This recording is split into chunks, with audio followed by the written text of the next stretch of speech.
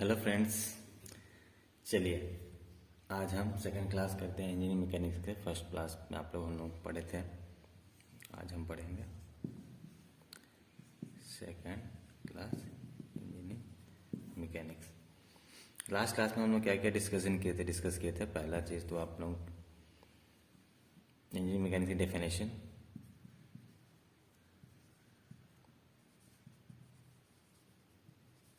Engineering mechanics, और दूसरा number जो पढ़े थे हम लोग, इसके बारे में चर्चा हुई थी, रिजिड बॉडी के बारे में। तो बहुत ही इंपॉर्टेंट चीज़ है रिजिड बॉडी। आप लोग समझ गए होंगे रिजिड बॉडी क्या है, इंजीनियरिंग मैकेनिक्स से क्या कनेक्शन है। मतलब इंजीनियरिंग मैकेनिक्स में जो भी हम क्वेश्चन सॉल्व करेंगे उसमें सब बॉडी को क्या मान के चलेंगे हम लोग, रिजिड बॉडी। क्या एज्यूम करेंगे कि वो क्या है, एज्यूम करेंगे हम, क्या एज्यूम करेंगे कि वो क्या है, रिजिड बॉडी है। क्योंकि इंजीनियरिंग मैकेनिक्स कोई भी कॉन्सेप्ट बिना रिजिड बॉडी एज्यूम किए हम उस पर क्या कर सकते हैं, कोई कॉन्सेप्ट लगा नहीं सकते हैं। तो कोई भी क्वेश्चन इंजीनियरिंग मैकेनिक्स से आता है तो आप उसको क्या समझेंगे कि वो रिजिड बॉडी है, मतलब उसमें कोई भी डिफॉर्मेशन नहीं होता है। एग्जाम्पल, रिजिड बॉडी का एग्जाम्पल क्या होता है, एग्जाम्पल है कोई रिजिड बॉडी का, there is no practical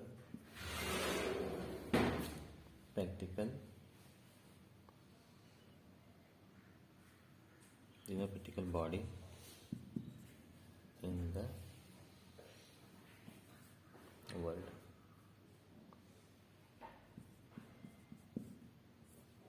There is no practical body in the world, मतलब ये इमेजिनरी बॉडी है, इसमें दुनिया में ऐसा कोई बॉडी एग्जिस्ट नहीं करता है। बॉडी मतलब जो रिजिड बॉडी होता है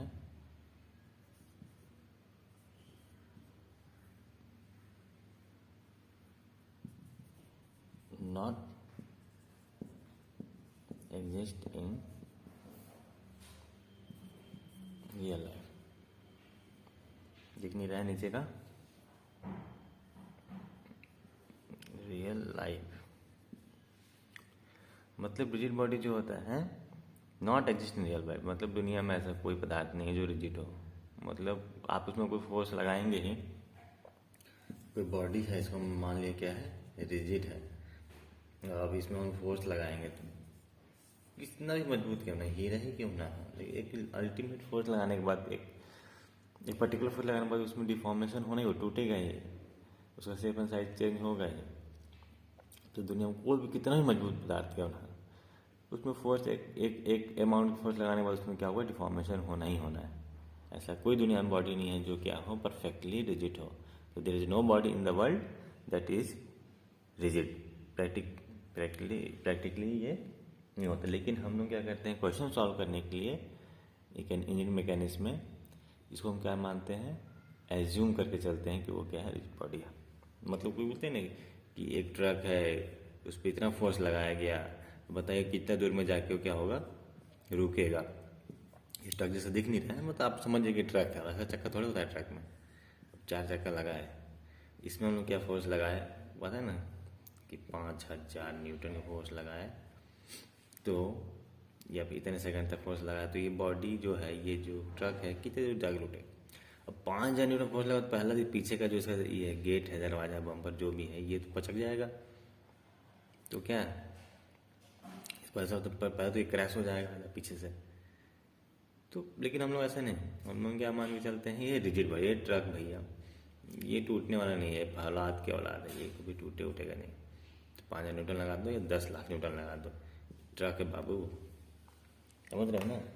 तो ये एज्यूम करना है बस अपन को कि क्या है रिजिड बॉडी, तो क्वेश्चन आपको सॉल्व करना है। बेसिक थिंग है, कभी कभी पूछ भी सकता है, अपन को मालूम होना चाहिए कौन से कॉन्फिडेंट आते हैं, हम लोग पढ़ क्या चीज़ के बारे में रहे। हालांकि इसे क्वेश्चन आएगा नहीं पता, तो बेसिक कॉन्सेप्ट है, बेसिक कॉन्सेप्ट की अभी चर्चा करेंगे। मैं कोई क्वेश्चन सॉल्व नहीं करें जब तक आप कॉन्सेप्ट ही क्लियर नहीं है, तो आगे क्वेश्चन ही आप क्या करेंगे। इससे क्या कॉन्फिडेंट आता है कि मुझे मालूम है कि मैं क्या पढ़ रहा हूँ, पता ही नहीं क्या पढ़ रहे हो, बस रटे पड़े क्वेश्चन सॉल्व करे पड़े।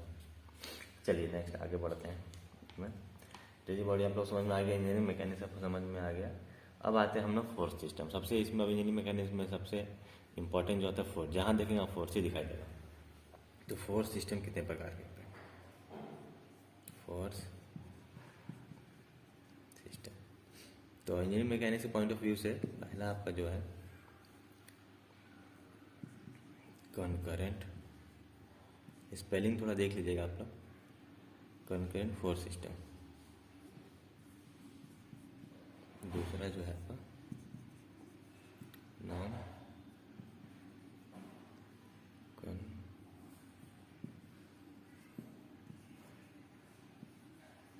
फोर्स, इसलिए मैं क्या है बोलते जा रहा हूँ साथ साथ में ताकि स्पेलिंग आपको दिक्कत ना हो। कॉन्करेंट फोर्स सिस्टम और नॉन कॉन्करेंट फोर्स सिस्टम, ठीक है। ये दो है मेन। ये क्या दोनों क्या है? 2D है, मतलब 2D मतलब टू डायमेंशन, मतलब एक ही प्लेन पे है। ये 2D फोर्स है।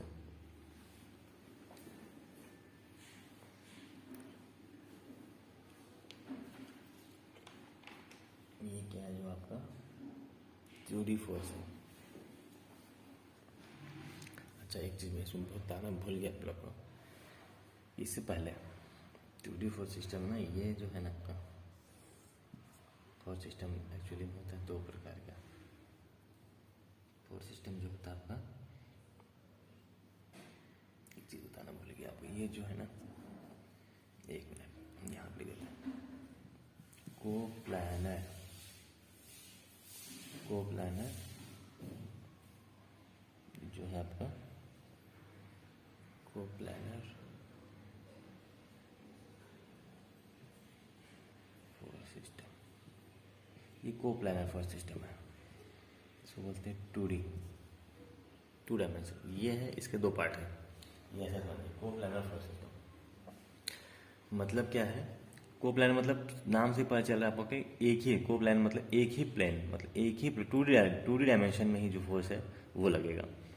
तो उसको क्या बोलते हैं? Coplanar force system. मतलब एक ही डायमेंशन में, एक ही प्लेन पे जो फोर्सेस के बारे में स्टडी करेंगे उसको बोलते हैं कोप्लानर फोर्स सिस्टम। उसमें दो, उसके भी दो टाइप हैं, कॉन्करेंट फोर्स सिस्टम और नॉन कॉन्करेंट। कोप्लानर, कोप्लानर मतलब समझिए कि ये मेरा जो व्हाइट बोर्ड दिख रहा है आपको, ये क्या है? एक ही प्लेन है, ये एक ही प्लेन, ये एक फोर्स यहाँ से लग रहा है, ऐसे फोर्स, मतलब ऐसा कोई फोर्स नहीं है कि ये क्या होगा कि बोर्ड छोड़ के हवा में उड़ रहा है। ये तीसरा दूसरे प्लेन में आ जाएगा, एक ही प्लेन पे नहीं आएगा। तो एक ही प्लेन पर जो फोर्स की स्टडी है ना, उसको बोलते हैं coplanar force system.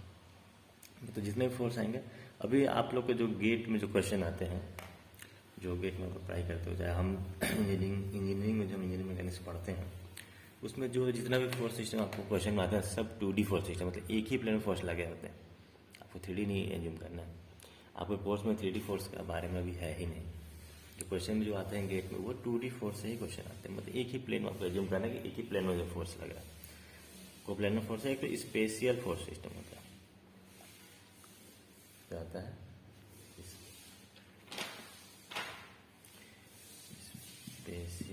Space force system. ये मान लीजिए ए है, तो ये आप मान लीजिए बी है। ये होता है 3 डायमेंशन में फोर्स सिस्टम। जब 3 डायमेंशन में फोर्स लगता है तो क्या बोलते हैं? Force system. तो गेट की दृष्टि से और हमारे सिलेबस के दृष्टि से ये कोई इम्पोर्टेंट नहीं है। जो इम्पोर्टेंट आपका ये कोप्लानर फोर्स सिस्टम, इसके बारे में हम लोग नहीं पढ़ाई करेंगे। ये 3D में है, 3D में फोर्स मतलब मल्टीपल प्लेन में फोर्स लग रहा है, उसके लिए है ये कि सिंगल प्लेन, एक ही प्लेन में जो फोर्स लग रहा है उसके बारे में स्टडी जो है coplanar force system 2D force system है। उसमें दो प्रकार आता है, कॉन्करेंट फोर्स सिस्टम और नॉन करेंट। इन दोनों को अपन को जानना है। चलिए इसके बारे में पढ़ते हैं क्या है। पहले हम इसका डेफिनेशन लिखते हैं। कॉन्करेंट फोर्स सिस्टम, दोनों लगभग एक ही है, तुरंत 2 मिनट में समझ में आ जाएगा, समझा देता हूँ आपको, समझना जरूरी है डेफिनेशन से क्या करना है।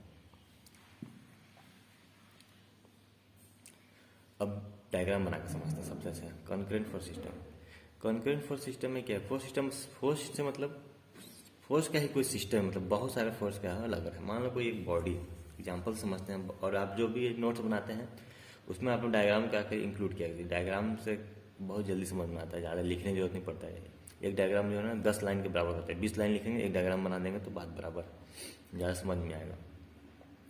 तो आप लोग जो भी नोट्स बनाएंगे तो साथ में क्या बनाते जाएंगे, डायग्राम भी बनाते जाएंगे।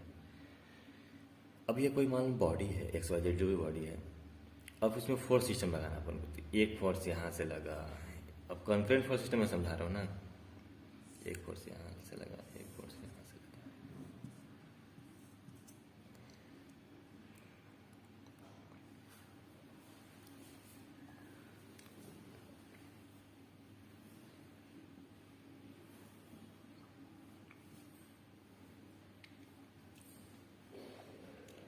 अब सब फोर्स देख रहे हैं कि हम लोग क्या देख रहे हैं कि सब फोर्स, अब सब फोर्स की लाइन ऑफ एक्शन, मतलब ये फोर्स यहाँ इस तरफ जा रहा है, इसको बोलते हैं लाइन ऑफ एक्शन। ये फोर्स यहाँ लग रहा है इस पॉइंट पे, ए पॉइंट है, बी पॉइंट है, सी पॉइंट है, डी पॉइंट है, ई पॉइंट है, लेकिन ये ए पॉइंट पे लगा, लेकिन इसका लाइन ऑफ एक्शन कहाँ है, मतलब इसका जो फोर्स का जो इफेक्ट है किस लाइन पर पड़ेगा, इस लाइन में पड़ेगी, ये लाइन ऑफ एक्शन हो गया इसका, ये ऐसा लाइन ऑफ एक्शन। तो कॉन्करेंट फोर्स सिस्टम क्या होता है, जब सारे फोर्स जो होते हैं एक ही बिंदु से गुजरते हैं, किसी बॉडी पे एक ही बिंदु से गुजरते हैं, या फिर एक ही बिंदु पर सारे फोर्स लगते हैं, तो उसको बोलते हैं कॉन्करेंट फोर्स सिस्टम। एक ही, ये जो है आपका कॉन्करेंट फोर्स सिस्टम नहीं है, देखो अलग अलग, ये यहाँ जा रहा है, यहाँ जा रहा है। अब लाइन ऑफ एक्शन भी उसका एक जगह पे क्या हो रहा है, इंटरसेक्ट नहीं कर रहा है, एक जगह पे क्या हो रहा है, मिल नहीं रहा है। तो ये क्या हो गया, कॉन्करेंट फोर्स सिस्टम नहीं, ये नॉन कॉन्करेंट फोर्स सिस्टम। तो कॉन्करेंट फोर्स सिस्टम को कैसा दिखेगा, एग्जांपल लिया जाए तो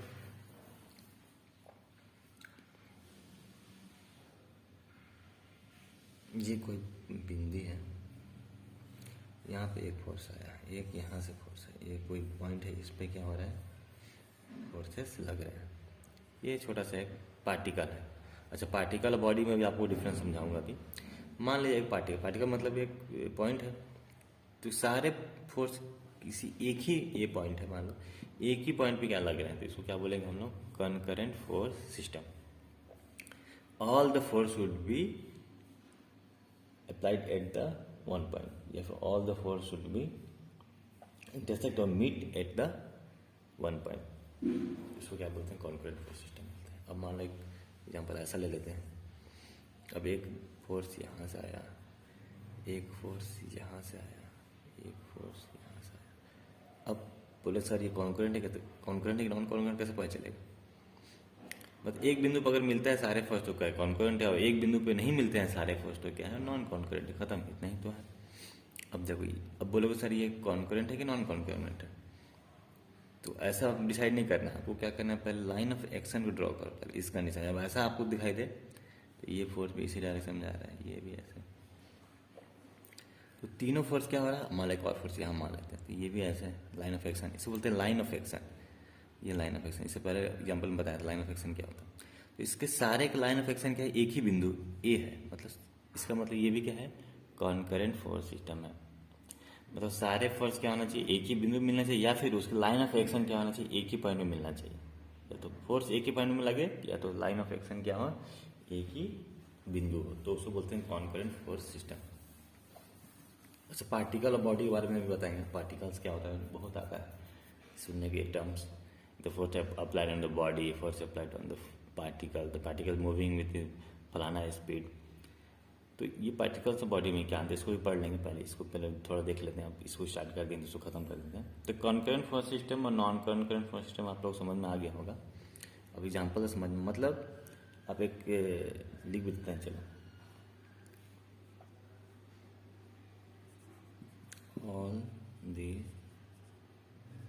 फोर्स, इसका लिख लेना, must B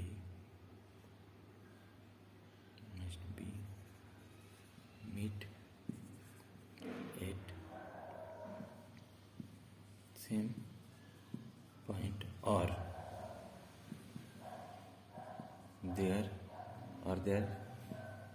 line of action. Line of action मतलब समझ में आ गया ना, ये जो है ये फोर्स यहाँ लग, इसका मतलब ये नहीं कि बस फोर्स यहीं लगा है, इसको आप ऐसे करके बढ़ा भी सकते हो डायरेक्शन से, इस लाइन में उसका इफेक्ट रहेगा। कहना मतलब ये लाइन ऑफ एक्शन। पहले बोलते सर यही फोर्स लगेगा, अब कई बार क्या होता है इसी फोर्स को हम लोग इसको मिटा के सुविधा के लिए हम यहाँ पे लगा दिए ये फोर्स। सर ये तो अलग कर दिए सर, आप यहाँ लगा, आप यहाँ दिखा रहे हैं, आप हम यहाँ भी दिखा सकते हैं, समझ में आ रहा है? क्योंकि यही लाइन ऑफ एक्शन है, इसे बोलते हैं लाइन ऑफ एक्शन, उसी डायरेक्शन। अब ये भी सही है, कहने का मतलब ये था, देखो दिमाग लगा लीजिए, यहाँ पे ऐसे लगाए फोर्स, इसको मैं मिटा के और ऐसे करके F1 लिख दिया, इसको मिटा दिया, तो ये क्या गलत है? ये भी सही है। लाइन ऑफ एक्शन और डायरेक्शन क्या होनी सेम।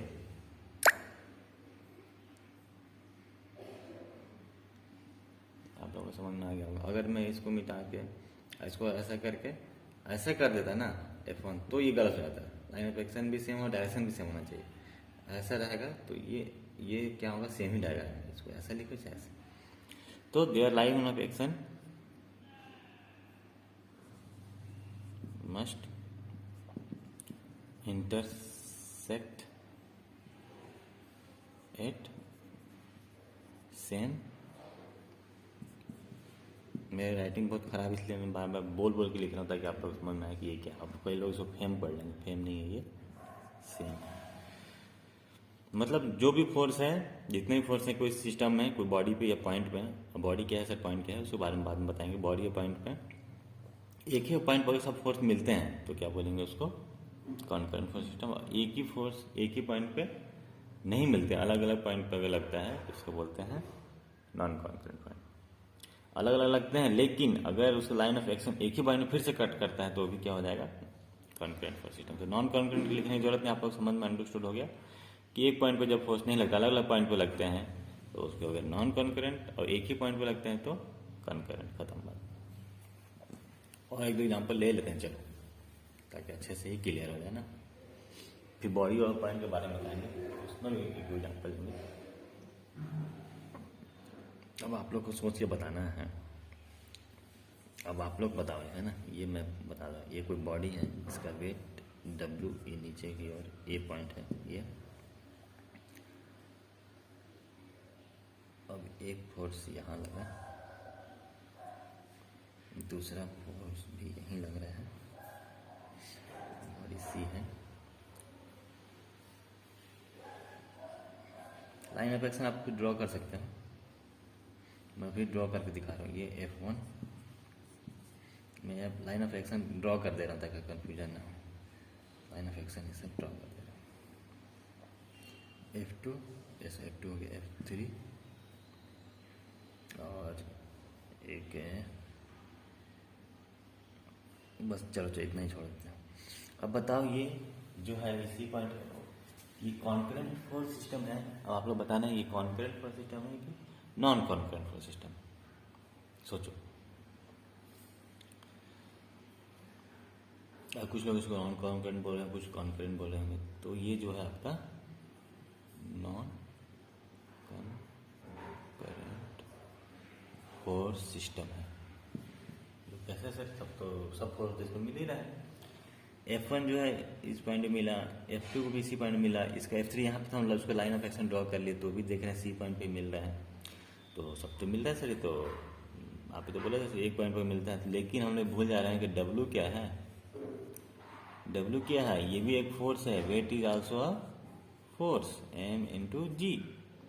इसको तो आप कंसिडर किए नहीं, इसको भी तो करना है ना। फोर्स कभी भी वेट मत छोड़ना। हमें FBD बनाते हैं जब भी फ्री बॉडी डायग्राम, तो हम लोग मास को ही गायब कर देते हैं, उसका वेट को ही गायब कर देते हैं, या वेट डायग्राम बनाना भूल जाते हैं। वेट को कंसीडर, कोई भी कैलकुलेशन करते हैं वेट कंसीडर करना भूल जाते हैं, उसका वेट भी तो है, उसका वेट दिया गया है। तो ये जो आपका इसका लाइन ऑफ एक्शन क्या होगा, इधर तो पता है, इधर क्या होगा, ये डायरेक्शन नीचे की ओर होगा।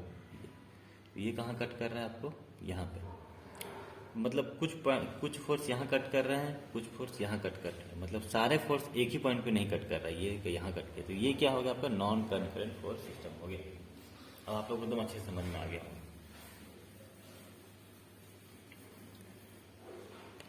और एग्जाम्पल ले लें क्या है, अब नहीं एग्जाम्पल लेंगे, बहुत ज़्यादा हो जाएगा, छोटा सा टॉपिक है, आगे बढ़ते। आप लोग का जो है ना, मैं कॉन्सेप्ट क्लियर करना चाहता हूँ, बस कॉन्सेप्ट क्लियर है। बाकी तो आप लोग क्विज में क्वेश्चन क्या है कि जब आप क्वेश्चन सॉल्व करने जाएंगे इंजीनियरिंग मैकेनिक्स का, तो उसमें आपको ये समझना पड़ेगा कि फोर्स, बहुत सारे फोर्स लग रहे हैं, कॉन्करेंट फोर्स सिस्टम है कि नॉन कॉन्करेंट फोर्स सिस्टम है, उस हिसाब से क्या आपको फार्मूला लगाना पड़ेगा।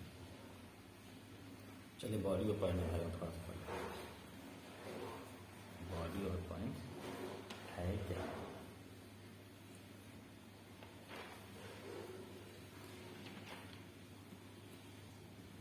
चलो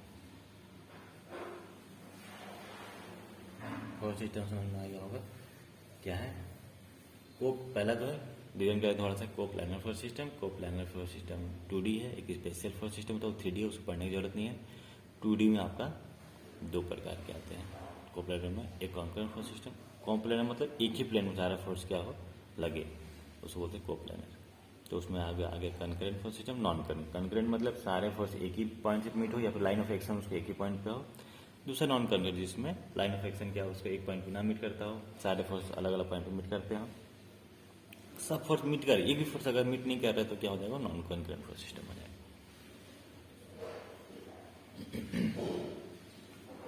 अब चलो बॉडी और थोड़ा पार्टिकल के बारे में पढ़ लेते हैं। बॉडी और पार्टिकल बार बार जिक्र होता है क्वेश्चन में, क्या होता है ये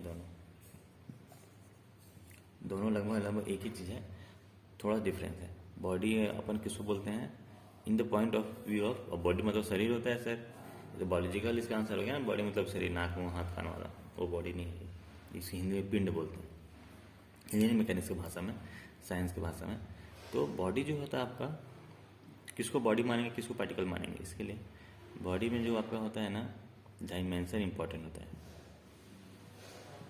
dimension is important, IMP shortcut लिख देता हूँ।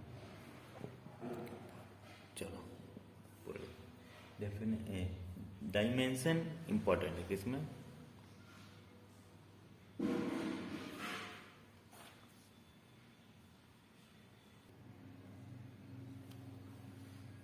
या फिर क्या हो, डायमेंशन ये एस है ना, जो भी है डायमेंशन गिवन। डायमेंशन अगर दिया है किसी बॉडी को, समझ जाओ क्या है वो बॉडी है, मतलब डायमेंशन उसमें इंपॉर्टेंट है। डायमेंशन मतलब कोई काम का चीज़ है। और पार्टिकल में क्या होता है, डायमेंशन नॉट गिवन। तो किसी को भी बॉडी को पार्टिकल कब मानेंगे, जब उसका डायमेंशन ना दिया हो। डायमेंशन दिया है नहीं, डायमेंशन नॉट इम्पोर्टेंट, नॉट मतलब कोई भी चीज़ में अगर आप डायग्राम बनाने ज़्यादा समझ में आता है। मतलब अगर डायमेंशन दिया है तो उसको हम लोग बॉडी मानेंगे, अगर डायमेंशन उसमें नहीं दिया गया है या फिर डायमेंशन में कोई इंपॉर्टेंट नहीं है कैलकुलेशन, तो क्या मान लेंगे, पार्टिकल समझेंगे। चलिए थोड़ा देख लेते हैं, एग्जाम्पल देख लेते हैं। मतलब जहाँ भी डायमेंशन इंपॉर्टेंट है या फिर कैलकुलेशन में डायमेंशन की जरूरत है तो उसको हम लोग बॉडी मान के चलेंगे। और जहाँ पे डायमेंशन की आवश्यकता नहीं है या फिर डायमेंशन नहीं दिया है और सिर्फ ऑनली बॉडी दिया हुआ है तो उसको हम लोग क्या मान के चलेंगे, पार्टिकल मान के चलेंगे।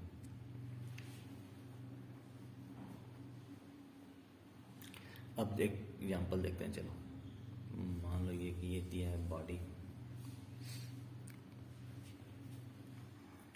पार्टिकल मतलब क्या होता है, एक बिंदी ना, पार्टिकल मान लो एक बिंदी समझ लो उसको। अब ये बॉडी दे दिया, इसमें बहुत सारा फोर्स लगा दिया, ये देखो F1 F2। अब आपको डिसाइड करना है कि बॉडी है कि क्या। अब इसमें कोई डायमेंशन नहीं दिया है, अब बताओ ये बॉडी है कि पॉइंट है, क्या मानोगे, बड़ा तो है, बस पॉइंट तो बिंदु होता है, ये बिंदु तो नहीं दिख रहा है। मैं बोला इससे नहीं जाना है, कोई भी चीज़ डायग्राम में अगर पता करना है कि बॉडी है कि क्या है वो पार्टिकल, या तो क्वेश्चन में ही वो कर देगा, मेंशन कर देगा, तो पार्टिकल इज मूविंग या बॉडी इज मूविंग, जब body is subjected to force ये, point is subjected to force ये। मतलब क्वेश्चन अगर इंक्लूड करे तो क्लियर ही हो गया। अगर क्वेश्चन में इंक्लूड ना करके डायग्राम बना दिया सीधा और सब दर्शा दिया फोर्स ये वो, तो कैसे आप डिसाइड करोगे ये फोर्स है कि क्या माने, बॉडी माने कि क्या माने। तो मैक्सिमम केस में मोस्टली अगर इसमें डायमेंशन नहीं दिया है, देखो इसमें कोई डायमेंशन दिख रहा है कि बॉडी बहुत बड़ा है, इतना बड़ा दिख रहा है, लेकिन क्या है ये पार्टिकल है, क्योंकि इसमें डायमेंशन में कोई जिक्र नहीं है और ना ही इसमें कैलकुलेशन में कोई डायमेंशन की हमें ज़रूरत पड़ेगी। तो समझ जाओ सर कैलकुलेशन तो किए नहीं, छोड़ो उसको भी। अभी क्या देखो बस कि इसमें क्या होता है, डायमेंशन इसमें गिवन नहीं है। तो ये क्या हो गया, एक पार्टिकल, क्या हो गया, एक पार्टिकल हो गया। इसे दिख नहीं रहा उधर से, इसमें लिख देते हैं, पार्टिकल हो गया। ये पूरा एक पार्टिकल मान से। अब पार्टिकल मतलब क्या होता है, एक बिंदी। मतलब इसको आप क्या ट्रीट कर सकते हो, एक बिंदी, एक पॉइंट के रूप में क्या कर सकते हो आप, ट्रीट कर सकते हो।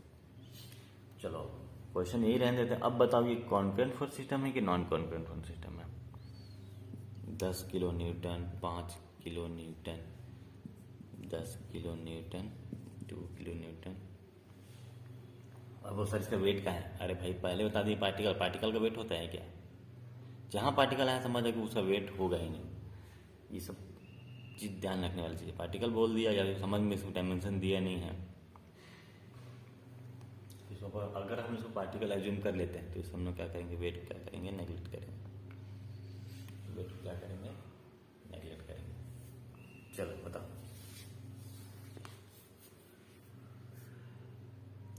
ये कॉन्करेंट फ्लो सिस्टम है कि नॉन कॉन्करेंट फ्लो सिस्टम है।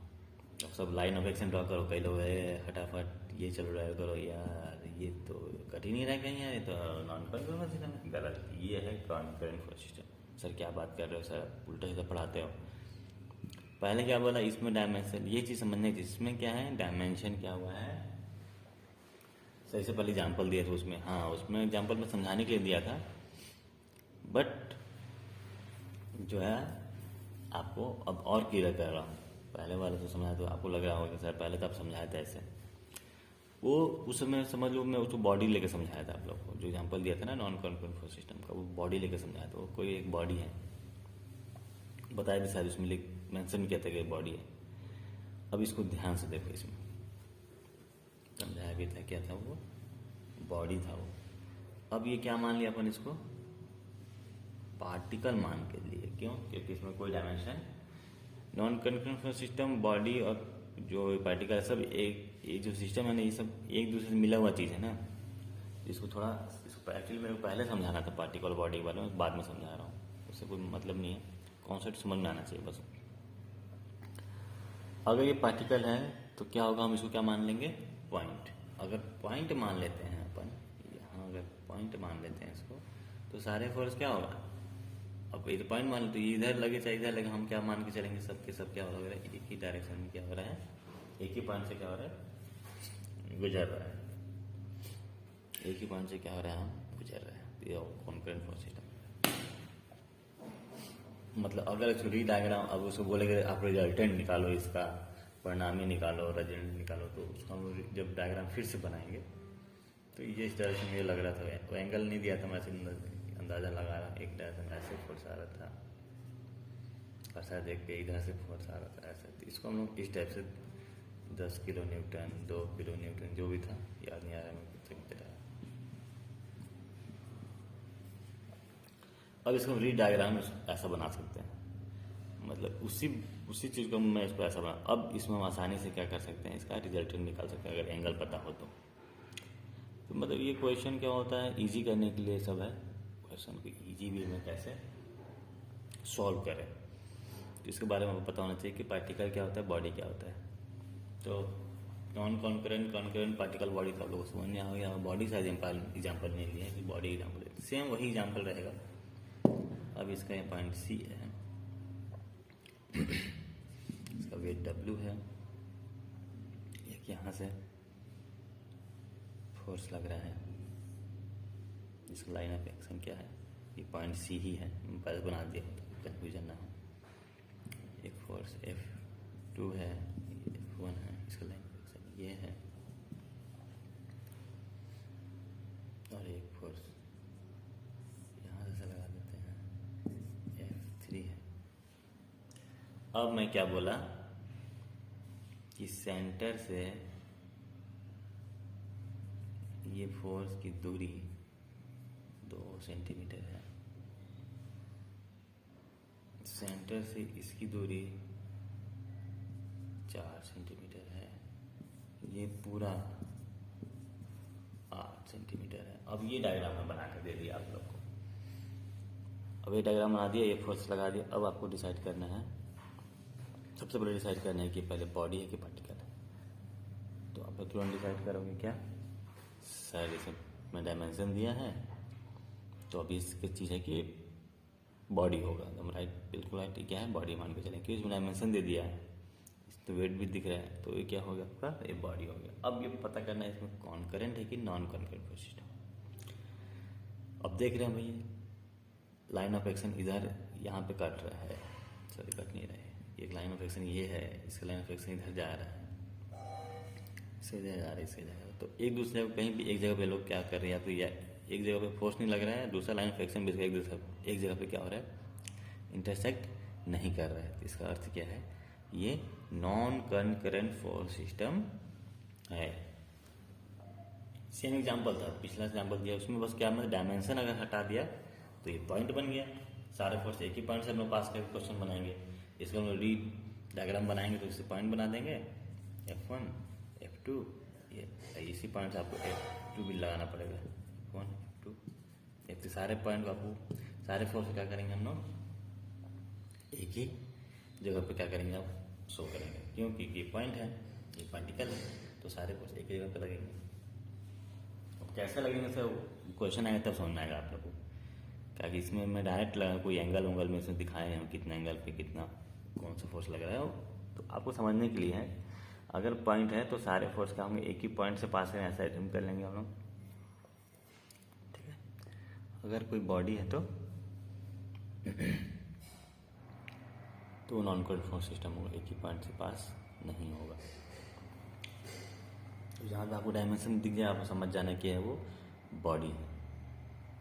और जहाँ पे अगर आपको डायमेंशन ना दिखे तो उसको क्या समझ लेना आप, क्या है, पॉइंट है। अब पॉइंट है तो तुरंत दिमाग में आएगा कि क्या है, कॉन्करेंट फोर्स सिस्टम। पॉइंट है तो सारा फोर्सेस से गुजरना ही गुजरना है, तुरंत समझ जाने की क्या है वो, कॉन्करेंट फोर्स सिस्टम।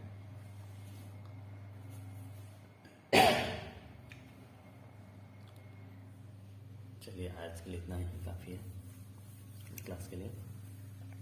तो अब तक आपको इंजीनियरिंग मैकेनिक्स समझ में आ गया है, रिजिड बॉडी समझ में आ गया। रिजिड बॉडी के बाद हम लोग पढ़े थे रिजिड बॉडी क्या होता है, सबको एज्यूम करना है रिजिड बॉडी है। तीसरा नंबर में आपको फोर्स सिस्टम पढ़ लिए, concurrent force system, non concurrent force system पढ़ लिए, को प्लानर भी समझ, coplanar special 3D force 2D force, 2D force में 2। उसके बाद पार्टिकल और बॉडी में भी अंतर समझे, बॉडी किसको समझेंगे, पार्टिकल किसको समझेंगे, वो समझ में आ गया। अब जो हम जो नेक्स्ट पढ़ेंगे, बेसिक अभी पढ़ रहे हैं, इंजीनियरिंग मैकेनिक्स का क्वेश्चन अभी स्टार्ट नहीं किया, सिर्फ बेसिक पढ़ा, तो उसका एक अभी नेक्स्ट क्लास में हम पढ़ेंगे इसका सपोर्ट रिएक्शन।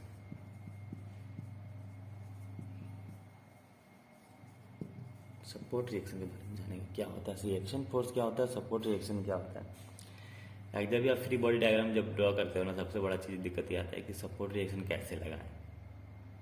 सपोर्ट रिएक्शन लगाने ही नहीं आता है बहुत सारे लोगों को, और लगाते हुए गलत लगाते हैं, फिर तुक्का मार्क लगा देते हैं, ऐसे ही लग रहा होगा, ऐसा ही लग रहा होगा।